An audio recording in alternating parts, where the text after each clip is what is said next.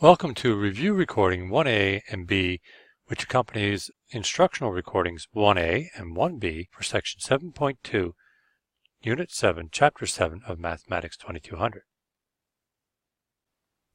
We'll be graphing the absolute value of a quadratic function by using reflections across the x-axis and expressing the absolute value of a quadratic function in piecewise form. Example 1, we're given the graph of y equals f of x.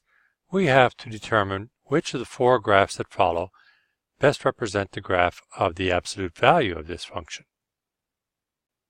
Recall that the absolute value of a function doesn't affect the x values, only the y values.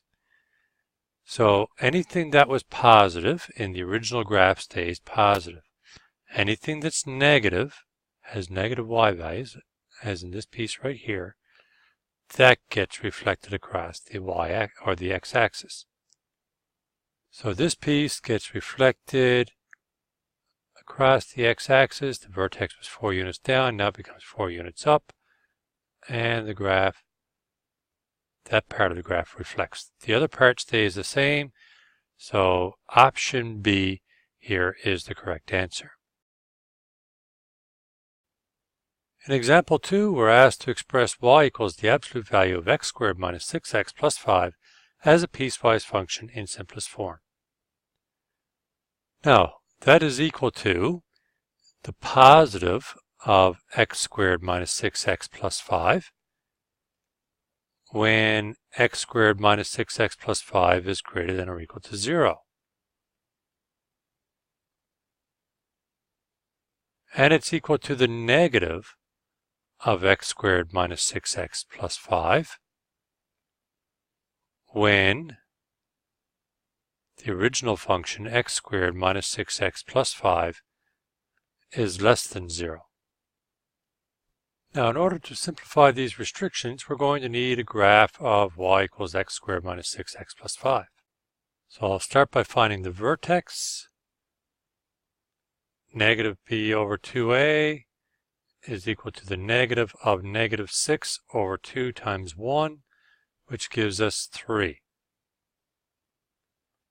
Plugging that in, we've got y equals 3 squared minus 6 times 3 plus 5, which gives us negative 4. So our vertex is at 3 and negative 4. Got that already plotted over here. Next is my x-intercepts. I'll need those, they're important. The x-intercepts are going to be found by factoring. In this case, 0 equals x squared minus 6x plus 5. So I factor that, x minus 5, x minus 1. Gives me my x-intercepts at x equals 5, x equals 1. So I plot those. And the y-intercept is also going to be handy.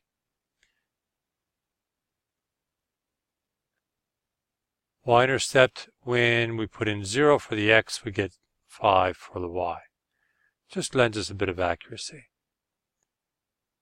Not absolutely necessary for this problem, but it is nice to have. Now I'll sketch in my graph. Now remember, we're interested in, for this piece of the function, the absolute value of y equals x squared minus 6x plus 5 is equal to x squared minus 6x plus 5 when that graph is positive.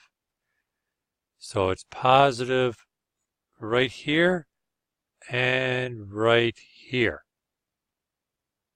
For x values greater than or equal to 5.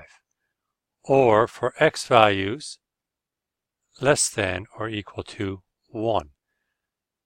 So we put that down in our piecewise function here when x is less than or equal to 1 or x is greater than or equal to 5. Now the negative of that graph would open the opposite way. Have the same x-intercepts, but it opens the other way. The vertex is up here. 3 negative 4 becomes 3 positive 4. Now, our absolute value function, remember, it would reflect the negative part here from the blue graph up this way. So the absolute value function would coincide with the negative of x squared minus 6x plus 5 between values of x equals 1 and x equals 5. So right there, that yellow highlighting shows what the absolute value graph would look like, and of course which pieces of the two other graphs would coincide with our absolute value graph. So our absolute value graph would coincide with the negative of x squared minus 6x plus 5 for values of x between 1 and 5.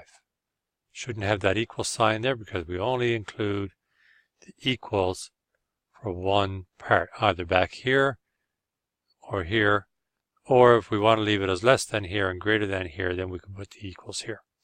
But we only included in one or the other.